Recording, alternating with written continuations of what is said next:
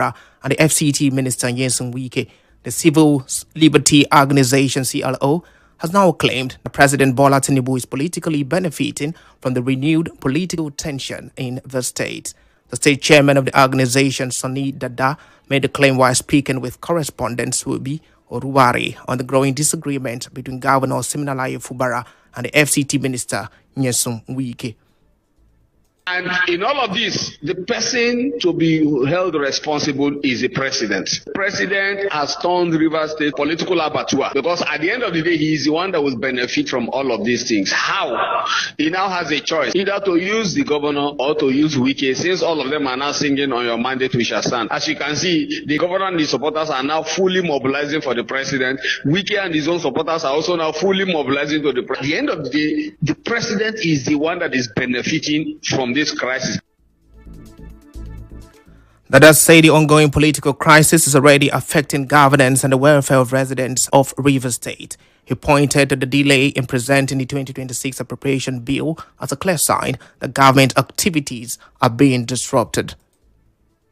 But my worry is, what is the impact of their fight on Rivers people? And it is already affecting governors, as you can see. Almost all the states in the Federation have released their 2026 budgets. Governors have signed the bills into law and they have become an act, and we have already entered January. So government is already running. But here in Rivers State, we are still talking about on your mandate we shall stand. Things that doesn't put food on the table of the average Rivers man. According to the CLO chairman, the prolonged crisis has also created a situation where 3 different individuals are now exercising influence over the affairs of Rivers State, a development he described as unhealthy for democracy and against constitutional order. The governor is now busy singing on your mandate we shall stand. Those who are distracting him, including the House of Assembly that should help governors, are busy following FCT minister to one place or the other. Right now as we speak now, we have 3 governors in the state. Siminalayi Fubara, the officially elected governor, the FCT minister, who is also a governor, speaker, Rivers House of Assembly, who is also a governor. As you can see, all of them are busy touring local government areas and commissioning a classroom block project. Meanwhile, the National Treasurer of the Ijaw National Congress, INC, Philip Brown-Ago, says Rivers people will decide the political future of both Governor Siminalayi Fubara and the FCT Minister Onwugbonu in the 2027 general elections.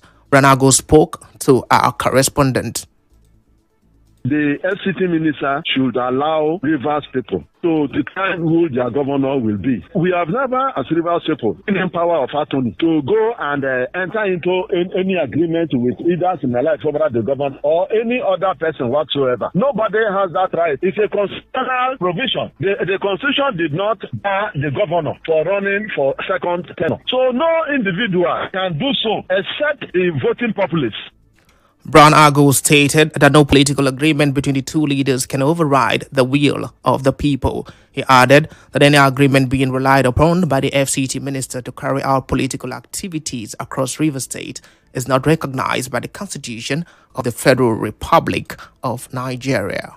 The executive is there, and the legislation is there. These are the 3 arms of government we have. So that agreement that they are always clamoring on, that there was an agreement, anything outside these 3 arms of government is not there. Did they agree that he will become governor and he's still the governor? We are in a civilian rule. So nobody can go and enter any agreement, whether secretly or openly, to the detriment of the general populace. Citizens cannot suffer for what we don't know. Meanwhile, residents of Port Harcourt have also weighed in on the crisis. Some faulted Minister Okey for interfering in state politics, arguing that as a non-member of the APC, he has no right to influence the party's internal affairs. Others disagreed, saying both Okey and the APC National Secretary Ajibola Bashiru have the right to express opinions, pointing out that Rivers State is not a one-man state. Okey has no right again to disturb any person in the APC because this man have already changed his party to APC. Okey does not have any power to tell him anything because he's not an APC member. His only APC member can tell him whatever thing he's supposed to do. So as you can see, Bashiru have all right to tell Okey that he has no right in Rivers State to say anything because he's not an APC member. If Okey was not appointed or put same as the governor of Rivers State, doesn't mean he has right to interfere in the matter of APC. APC APC is a political party, and whatever agreement Wike had with Sim Fubara, that was a PDP. Now that Sim has switched to the camp to APC, I think whatever agreement they have is cancelled. Both Bashiru, both Wike has the right, because this state is not one-man state. Recall that the APC National Secretary Ajibade Bashiru on Monday said FCT Minister Nyesom Wike lacks the right to interfere in the affairs of the APC in Rivers State. Bashiru asked Wike to quit his ministerial appointment and focus on what he described as an obsession with Rivers State politics. His comments come after the FCT minister warned him to stop interfering in Rivers politics, threatening that his hands will burn if he continues. Still on this, APC chieftain in Rivers State, Darlington Onwugbonu, has aligned with the party's national secretary Ajibola Bashiru, insisting that non-members have no right to interfere in its internal affairs. Speaking on Channels Television, Onwugbonu argued that the APC now has a sitting governor in Rivers State, and that by the party's constitution and long-standing convention, the governor automatically becomes the leader of the party in the state. According to him, it would be inappropriate for a non-APC member to attempt to influence how the party relates to its governor or manages its internal affairs. He said such actions contradict established party practice and undermine internal cohesion. He is confident that the APC National Working Committee would also adopt the position articulated by Bashiru as its position about Rivers State. And while political tensions dominate the headlines, work is quietly progressing at Rivers State Secretariat. Technicians have begun mounting scaffolding around the complex ahead of full rehabilitation works. Nigeria Info correspondent reports that while scaffolding is being erected in parts of the complex, skeletal renovation work is already ongoing inside offices and bathrooms. An expert engineer on the project who spoke anonymously said the rehabilitation is expected to last between 1.5 to 2 years. He, however, complained of a shortage of workers, noting that some staff traveled for Christmas holidays and are yet to return. The Rivers State government, through the office of the head of the civil service, announced that start of renovation work at the secretariat in December. The state government, in the statement signed by the head of service, Dr. Inyingi Brown, approved that only essential staff should report for duty at the secretariat. As you may know, in October 2025, the state government cancelled the initial contract for the renovation, electro-fitting and furnishing of the secretariat complex awarded by the former sole administrator, Ibok Ete Ibas. The government further directed the refund of the 20 billion naira paid as mobilization to the contractors and approved the validation of the rebidding process for all 4 contractors through advertisement in national dailies. Attention is also turning to environment in Port Harcourt. The Rivers State Waste Management Agency, RIWAMA, says it is taking over waste evacuation services in some parts of Port Harcourt due to poor performance and negligence by some contractors. Managing Director of RIWAMA, Dr. Ibimina Wokoma, in a statement said the action is to ensure a clean and healthy environment. He said, with effect from Monday, RIWAMA will take over waste management evacuation services on Amadiama to Abloma Jetty, New Airport Road by Ubirikwere to C4I, Rukboku Roundabout to Salvation Ministry Church, Rukboku. Other areas are Okboro Junction to Tank, East West Road and St. John's to Iwafe Waterside. The agency also urged all service providers to be effective in service delivery. It commended the Governor Siminalayi Fubara for his continued commitment and support towards a healthy, clean and sustainable environment for all residents and people of Rivers State. We'll go on a quick break. When we return, police arrest 12 over violent attack on estate in Mbodo Alu, Rivers State. Stay tuned.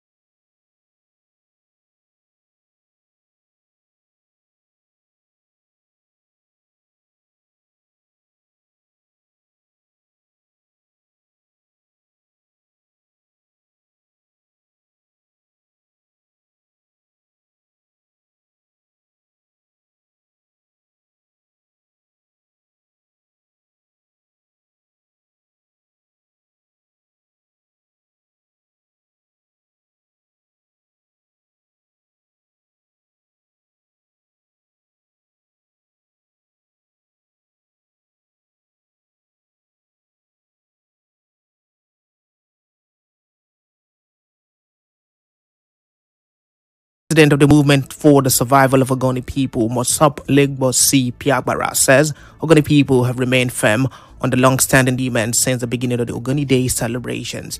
Piagbara made a statement in an interview with correspondent Suebi Oruwari while speaking on the importance of the annual Ogoni Day event. He described the celebration as a symbol of unity and a reminder of the shared goals of the Ogoni people. We've not deviated. The issue that was raised is still the issue we're still dealing with. On the environmental angle, here, the substantial progress that have been made in terms of the campaign, in terms of the report, in terms of trying to implement the report. On the political front, of course, we're still struggling, we're still fighting. On the economic front, yeah, I mean, looking back at 1990 and today, I can say that economically, the people appreciated far more than what was there in 1990. But I think a lot still needs to be done to improve in terms of the general economic empowerment of the area. Piagbara said Ogoni Day will continue to serve as a platform for the liberation of Ogoni people from marginalization and socio-economic neglect. And for me, the Ogoni Day is a rededication and a recommitment to the ideas that our forebears set for us in 1993 when we marched for on the Ogoni Day. The Ogoni Day has also come to symbolize a liberation. What the Ogoni Day signifies for us that we stood up and stood up against injustice. It was a watershed in the struggle of Ogoni people for their redemption, for social justice, and for their liberation. In the same vein, the convener of Ogoni Environmental Watch, Stephen Diagbara, has identified divisions among key stakeholders as a major challenge facing the Ogoni struggle. Diagbara tells our correspondent that internal disagreements have slowed progress towards achieving the long-standing aspirations of Ogoni people. Struggle for emancipation of Ogoni people, for environmental justice, political justice, for economic justice for our people has been a focal point as Ogoni people. And because we have multiplicity of leadership, I mean, yesterday's Ogoni Day celebration was also a reminder of the reasons why we are where we are as Ogoni people. They were divisive voices, but I thank God this year we were able to have all those who laying claims to leadership of Mosop under one umbrella and to have them say a word. Diagbara, however, called on leaders and groups across Ogoni land to put aside their differences and work together to achieve meaningful and lasting results for the struggle started by their forefathers. But I think there is this division that are still affecting our general good as a people. And until we realize that leadership is not a birthright of everybody, and whoever is given the responsibility should be supported, we will be going in circles. So leadership as it relates to Ogoni people in terms of Mosop leadership, Kagote leadership, and all other leadership ranks should be able to close ranks to have a common voice. In other news, an agricultural stakeholder, Charles Okoro, has advised the Rivers State government not to politicize the Youth Agricultural Business Training Program scheduled to begin on January 19. Okoro, who commended the state government for initiating the program, cautioned that for it to succeed, it must not be used as an avenue to reward political cronies. He stressed that qualified technocrats should be engaged to execute the program. That agriculture is not a player to politics, whether APC, a Labour Party, or PDP. It should not be a forum to settle boys that will be loyal to them. Let it be that you are doing this to touch the life of Rivers indigenes, so that those that are living within the poverty level will rise against it to a higher level. And the governor and the Minister of Agriculture at the same time should use the best technocrats, irrespective of your party inclination or whatever, that will deliver with results. Okoro also advocated for proper mentoring of participating youths, access to funding, and what he described as an input-based funding approach to ensure sustainability and measurable outcomes. One thing is training, one thing is what? Mentorship. After training, the government should also follow them up to ensure that what they have trained them, they are doing it. And also, there should be access to funding. Because after training somebody and there is no funding, the training is still relevant to fund and produce. Then, if on the part of input, I will equally encourage them that they should use input approach. Because most of the times, the kind of use we have now, if you give them everything cash, some of them will use it and do bet Niger. So, if there are people, you should bring input. To security matters, the family of a 74-year-old man, Egesi Lazarus Ifeanyi, who is currently being detained by the State Criminal Investigation and Intelligence Department in Port Harcourt, is calling for justice. Lazarus was reportedly taken into custody on Monday after a neighbor identified as Anselm was found dead in his apartment on December 21, 2025. The incident occurred at Secular Road, Irebe Housing Estate in Rivers State. Speaking to journalists, one of his sons, Kelechi Egesi, said his father was detained after honoring an invitation from the SCIID. He explained that the invitation followed an allegation of threat made against his father by the sisters of the late Anselm. When the sisters came around again, my dad now told them, okay, see, your brother have a land that he wants to sell. And I know the place around the baby. Okay, after his burial, I will show you people the place so that you can know what to do. So she was insisting that my dad should show them. I don't know how it was not transferred to the state CID, and they invited my dad. So we came today, not knowing that the girls and one of the lawyers have already been here, wrote an allegation on my dad, and my dad threatened the girl. Now as I speak now, my dad has been detained for a false allegation. Kelechi appealed to the Rivers State Commissioner of Police and the Inspector General of Police to order the unconditional release of his father. He insisted that his father has no connection whatsoever with the death of Anselm. He also narrated how the body of the late Anselm was discovered inside his apartment.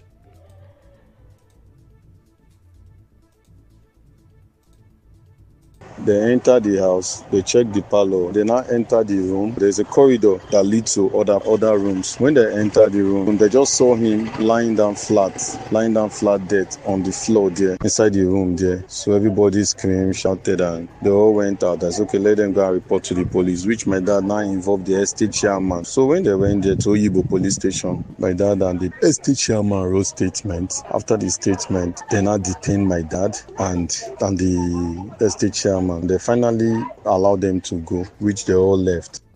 When contacted on the matter, the spokesperson of the Rivers State Police Command, CSP Grace Iringi Koko, said she would get back to our correspondent.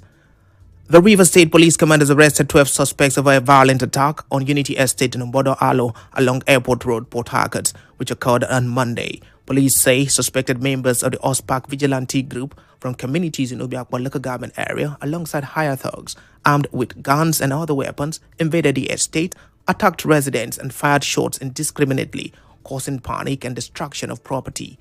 According to police spokesperson CSP Grace Iringi Koko, preliminary investigations identified Patrick Akandu and Omakwelem Onu Inhunwo Prince as coordinators of the attack, while the Akwa OSPAC commander Zubike, also known as Ocean, who allegedly led the invasion, remains at large. The attack left several residents injured, while Apostle Stephen Marcha was shot in the leg and abducted, but later rescued by police operatives and taken to hospital. Police recovered firearms, ammunition, charms, motorcycles and vehicles from the suspects, who are currently in custody. The Commissioner of Police Olubenga Adepoju condemned the attack and warned that vigilante groups must operate strictly under police supervision. In Katsina State, bandits armed with dangerous weapons have reportedly invaded several communities in the state, abducting many persons during coordinated night attacks. Eyewitness told newsmen that the attacks took place on Monday night after heavily armed bandits invaded the affected areas, operating for hours and wreaking havoc on the community. We'll go on a short break now. When we return, we conclude with the news. Stay with us.